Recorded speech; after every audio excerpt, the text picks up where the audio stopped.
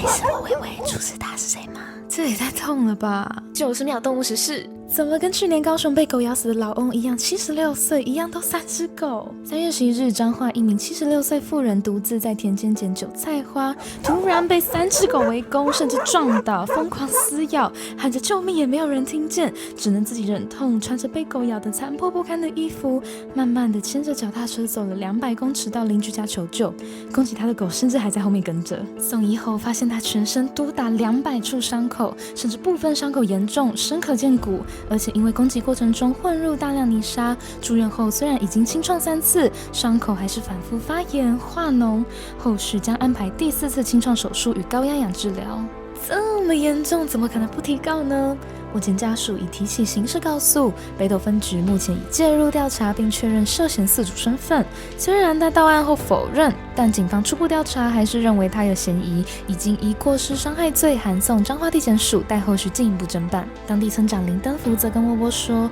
我们村里的人都知道是他养的，希望他赶快出来承认，不要造成社会对他的不信任，呼吁饲主尽快出面承担责任。”而根据动保司先前的公开说明，农业部函释指出，若行为人对动物具有控制或限制其行动自由的事实，并且有持续、常态性喂养或管理的意图，就可能被认定为饲主。实务上，法院则多是以是否长期定点于私领域喂养，作为对犬只具备管理能力的判断标准。目前事发现场尚未看到当事狗，彰化动防所说会加强巡查与 TNVR， 降低游荡犬数量。若遇到追人、追车行为的游荡犬，可打捕犬专线04-859-0010。犬伤案件层出不穷，饲主责任真的好重要啊！90秒动物实时不漏接，我们下次见。